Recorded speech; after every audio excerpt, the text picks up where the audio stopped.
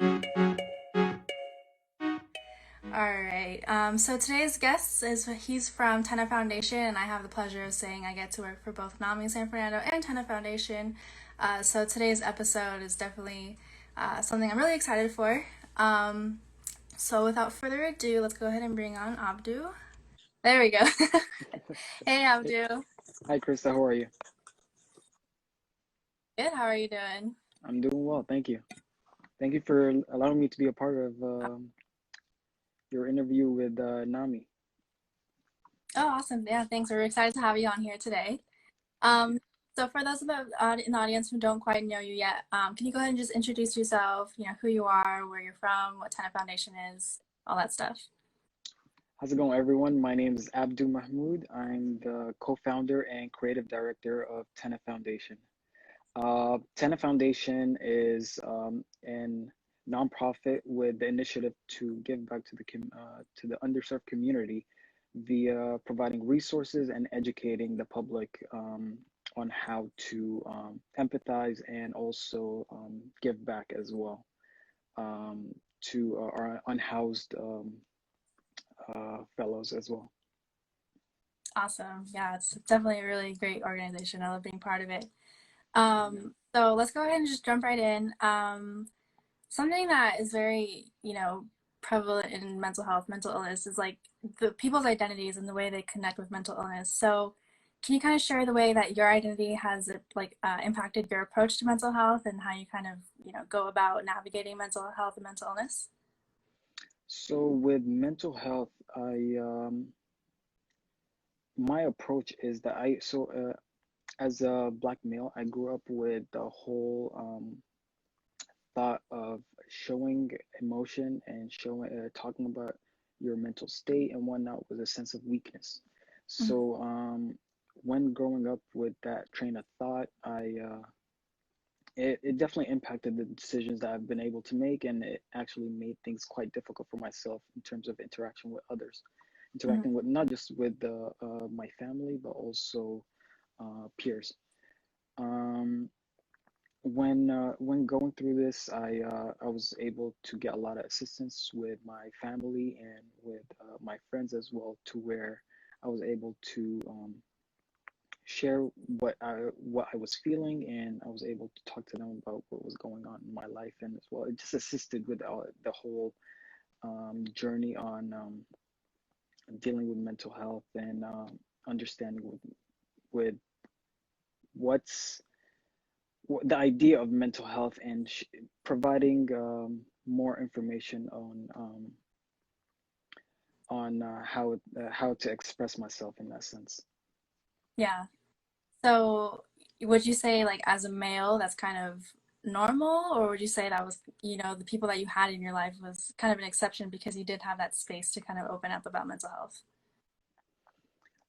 So as so I feel like for minority males, it's quite common that they feel like there's that I look at it as a much of a machismo mentality, um, Mhm.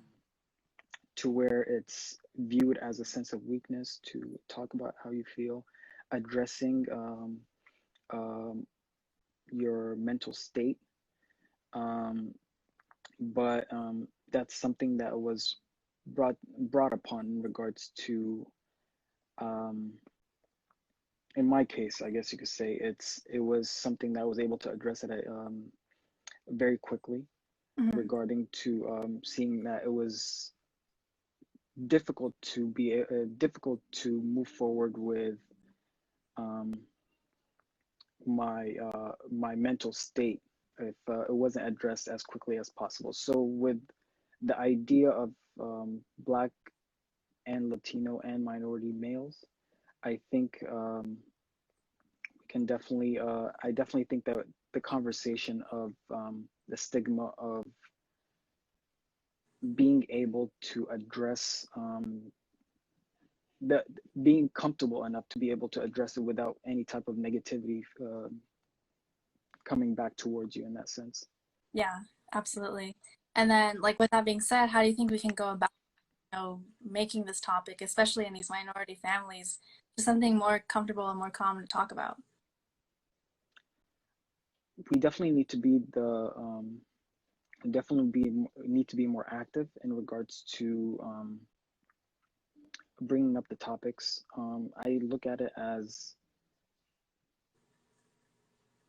I look at it as most minority families, they tend to be I guess you could say the first generation in their family to talk about these things if they wish Mm, to bring up those um, mental health issues that they feel like they might be having. So they just need to vocalize that they feel that type of way to their family and making them more comfortable for their family to be able to open up. mm, The way I look at it is in my own family, I'm a son of two migrants who moved to the States, and just the idea of talking to them about mental health, it has come up. mm. I have talked to them because I wanted to know what was their perspective of mental health. Yeah, And when talking to them, I was able to understand that growing up, they never had that. That was never undermined. Actually, yeah, that was never something that was brought up. That's something that um, is more talked about nowadays compared to it was in the past, especially people coming from many minorities and people from different cultures. yeah, And from when talking to them, I realized that the thought, the train of thought behind that was it's it's just the idea of, oh, it's just gonna pass. yeah, If you're feeling anxious, if you're feeling depressed, if you have a certain thought, it's instead of going and trying to seek help and talk to someone about that, it's just gonna pass. It's nothing. I know yeah, somebody who is going through things just as bad as you, and they're okay, stuff like that. So instead of being able yeah, to talk about these things and being able to address these things, it's just kind of brushed under the rug, which isn't really the right way of doing things in that sense. yeah, absolutely. Um, yeah, so I've been able to talk to them about that. I've been able to speak. I was very vocal with that actually, um, and they've been very supportive since doing so. That's good. Yeah, and I definitely feel like males in general. Since there is a bit of a stigma behind it in regards to talking about the way you feel to family, friends, whoever it may be. Um, I do say that definitely need to push the initiative. Yeah, definitely. So, I mean, you fortunately had a really good experience talking to your family about mental health, which is great. What advice would you give to people who, want to bring up that conversation, but are kind of afraid of the way that their family is going to respond to them? Um, the way I look at it is you definitely have to bring it up in a way where you need to be able to have the family members be able to relate to what you're bringing up. Hmm. In regards to one way that I look at it is the thought of people that may have gone through trauma. So Hmm. I'm looking at today's climate as an example. Um, talking about today's climate, there are some type of traumas that we are taking in as well right now, Yeah. and just talking about these things and being able to express these things towards your family and towards your friends as well is um, um, a step forward in regards to addressing certain, let's say, feeling of anxiety or feeling of depression due to what's going on, whether it's because of COVID, Yeah. or with what's going on with the climate at the moment and um, whatnot. So just being able to talk about it and being able to address these things um, is a step forward. And you can definitely try to navigate the conversation towards talking about how what they feel about what's going on as well. Mhm. Yeah, definitely. It seems like what you're saying is a lot of, the stigma surrounding mental health is very like intergenerational and it kind of gets passed down. So with that being said, it looks like this generation, working hard to break that stigma, which is so awesome. Mhm. Um, but I mean, of course, there's still so much work that must be done. What would you say are some things that, we have to unlearn regarding mental health stigmas? Just the idea of, and this can go for everyone, just the idea of sharing your sharing what how you feel is Mhm. not is and sharing your weakness is not a sense of weakness as well. Yeah. It's you're not viewed as weak by doing so. I feel like that's one thing that a lot of people hold on to themselves, and it makes things very difficult for them to come out and be able to talk to someone about these things. Um, yeah, I definitely think that just the idea of not looking at it as um, a sense of weakness. Another Hmm. thing is just the stigma between men and being able to speak about the way they feel is just something that definitely needs to be changed, and it does seem to be changing with the as we look at it. We just definitely need to push it a little bit and be able to do that a little more. Yeah, definitely.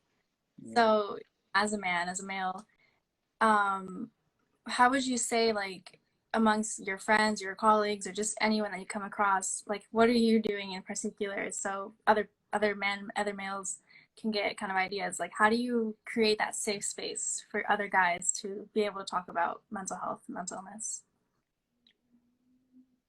One thing you definitely need to do is being able to be non-judgmental in any type of way. Mhm. Being able to have uh, being able to provide that safe space to where people can actually confide in you and be able to talk to you about that, about these Yeah. things, and not being not look at them in type of way where you may disagree with them or anything like that. It's just more of uh, allowing them to talk, allowing them to speak their mind, and be there to listen to them in Mhm. that regards. Um, and that's definitely one step towards that, making sure that the environment is comfortable enough for them to speak. Yeah, definitely. Yeah, that's Um, definitely one thing that I definitely do. yeah, I mean, that's awesome. I think that's so important. Mm. So if you feel comfortable sharing, can you gotta like just give us an idea of like how has your mental health journey been? I mean, you don't have to share any sort of intimate details if you're not comfortable, but just kind of, how has your perspective on mental health changed and how is your, being able to be more vocal, open about it? So I was very much in that same position where I looked at it as a weakness at one Mm-hmm. point, and I definitely um, thank my strong support group, like my close friends, um, who I actually work with as well. Um, and they were able to give me that safe space to be able to address what I feel, address any type of if I was in anxious, when there's any type of anxiety that I may feel, or just being able to confide in them and be able to talk to them about anything that I may be feeling. Mm-hmm. I know that they're there for me as well. So just knowing that there is a safe space to be able to talk. But yeah, I did go through a phase where I looked at it as a sense of weakness. Yeah. Just held it in all in, Yeah. and that doesn't really work. It just makes things very difficult. Yeah, definitely. Yeah, and I definitely it took a while for me to realize that, but and definitely friends definitely tried to pull make sure that I was able to speak my mind, be able to share with them as well. That's And yeah, and that's definitely something that I was able to understand from. And that's how I'm trying to make sure that other people also understand and be able to, those who may relate, who have gone through the whole emotional journey and mental journey, and be able to speak about that. mhm. Yeah, I mean, like it's definitely a process. You don't just wake up one day and feel fine about it. So I mean, I think Yeah, that's awesome that you're sharing this because mental health can be very scary and complicated, but at the same time, it doesn't have to because it's like it's something you can just talk about. exactly. We definitely need to make it very comfortable for anyone to be able to talk about it. It's just making sure that there's a safe space for that. Exactly. Yeah. Yeah. So I've also noticed, and also with men too, there's this like avoidance of mental health, like, what we've been saying, what you've been saying. Hmm. So, what is your idea or like thought process on, confronting mental health before it's an actual issue? Like just being able to share and talk about feelings before it turns into, full-blown depression, full-blown anxiety, like a full-blown crisis. Hmm. One thing that we definitely need to do is educate. Mm-hmm. A lot of people are very uninformed in regards to mental health because it's it's not something that's brought up much in our own family. Yeah. Um, I'm looking at it as more of um, it's not really talked about within. It's very different between genders, I guess you could say, Mm-hmm. to where maybe men don't talk about it as often, or it's never even talked about actually. So just being able to talk about it more and being able to acknowledge that it is a real thing is one step forward. That's definitely something that is missing from as one of the that's actually one of the issues that may be uh, is leading to the stigma in that regards to where men don't really talk about it. Yeah. Yeah. And then before we continue, I just want to tell the audience if you have any questions, feel free to ask them in the comment section, and then we'll take a few minutes at the end to go ahead and answer them. So, okay, moving on from that, or kind of like, going off of that, what are some of the biggest like influences or factors or, things that contribute to the stigma of mental health, especially in men? That's like, this is why we can't talk about it. I know there's like the whole machismo, manly kind of thing. But is there Hmm. anything else that you've noticed kind of that contributes towards it? Um, I mean, it all goes down to there's media influence. That's one thing, Yeah. which doesn't really support the cause itself. Um, I mean, I think if people in the media are push, I guess you could say, um, more males who are able to talk about their mental state and whatnot, which I'm seeing more of now. Mm-hmm. It will push others to be able to address these issues and be comfortable enough to talk about these things, where they see their role models actually doing that, and they would be able to do it as well because their role models are doing it as well. So the media is definitely something that works with or against the cause, and definitely just the idea of um, just opening up the conversation, starting up the conversation, and being able to talk about these things Mm-hmm. within um, within the Black community, the Latino community, and also all minorities in general. Just the conversation of having um, the openness to be able to talk about the way you feel, being open, being able to talk about your mental state and whatnot is something that needs to be built upon and being able and made more comfortable in that sense to where you would allow others to be able to do so as well. Mm-hmm. Yeah, that's super important. Okay, so kind of shifting gears here, let's talk a little bit about Tena Foundation. Um, how has Tena Foundation and the work that you've done and the work that has been going on recently changed your perspective on mental health, and like how has it impacted the way that you approach mental health in others?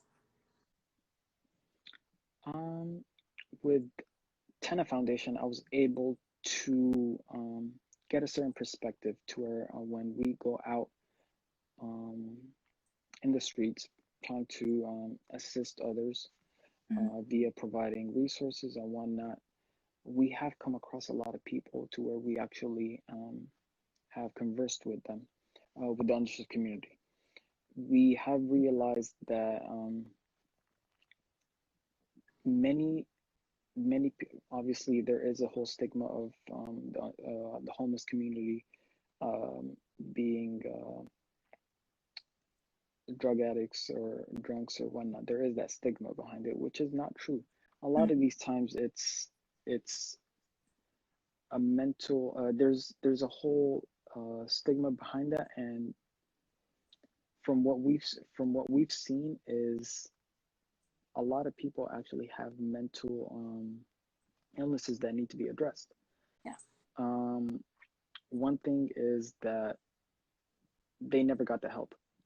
Mm-hmm. One thing is that they never got the help, and that's something that we've realized, whether it's depression, anxiety, or oh, you can go down the list. It can be it can definitely just spiral down if it's not taken care of and be able to be addressed um, in the early stages. Um, but definitely, I was able to empathize and understand where they were coming from due Yeah. to the fact that I was able to gain this knowledge uh, um, over time and just knowing what's going on and trying to understand their point of view. Mm-hmm. Um, but yeah, that made me realize that mental health is a very, very important aspect of health, and that was definitely something that I was able to understand a little bit more in regards to that may be a much larger aspect than we think. Mm-hmm. Yeah, definitely. I mean, like Yeah, the mission of TENA is to eradicate health disparities, and a lot of times you think health disparities, oh, physical health, but the more exactly, done, it's like, oh, mental health is definitely a huge health disparity that is exactly. also. Okay, let's Mhm. see. We do have questions. Let's take a look. Let's see. How do we encourage more males to sign up for mental health classes? I don't know. I look at it more as making it just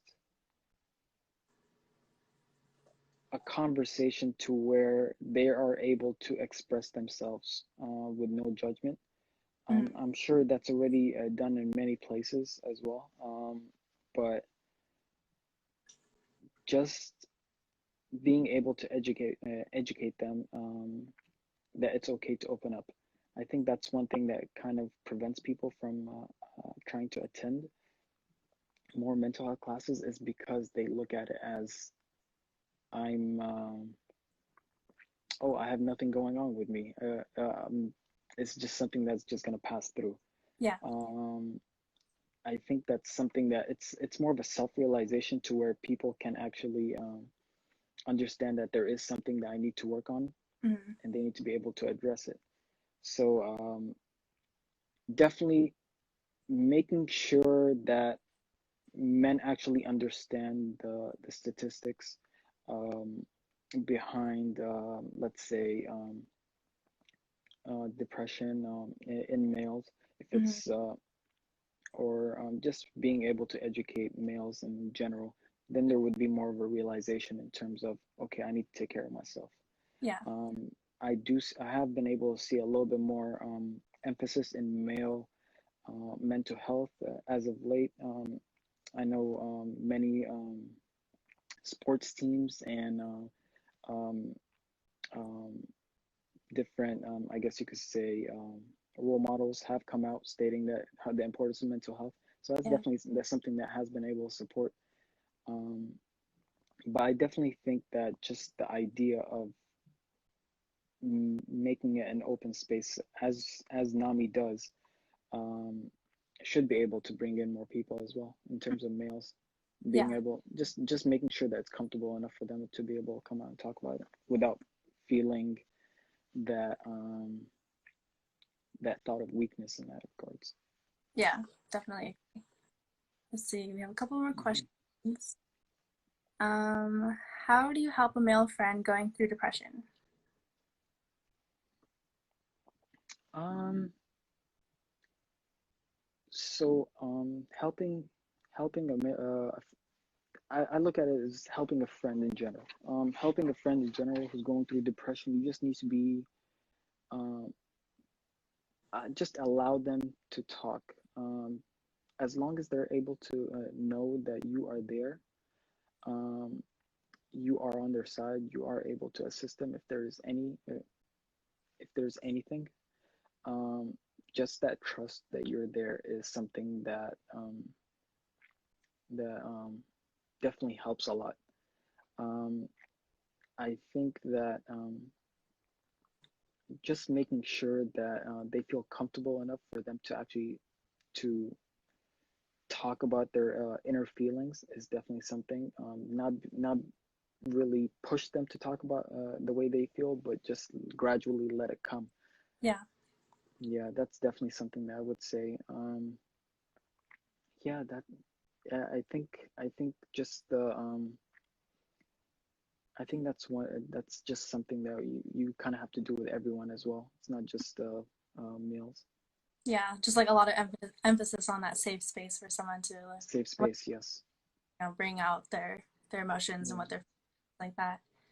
Hmm. Let's see, and then I think we have one more question. What inspires you to advocate for mental health in our community, and what keeps you motivated on your mental health journey?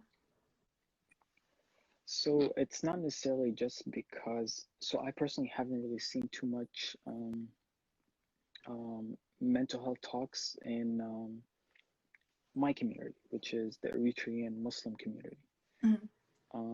And in the Muslim community, there are some who have advocated to make sure that minorities from the Muslim community are able to speak about their mental state without that stigma behind it. Mhm. Um, and for one thing is that just being able to make sure that there is that safe space to be able to talk about it and being able to educate others about it because our the previous generations haven't really gotten haven't really gotten that information that nobody has really brought up the fact that there is the importance of mental health.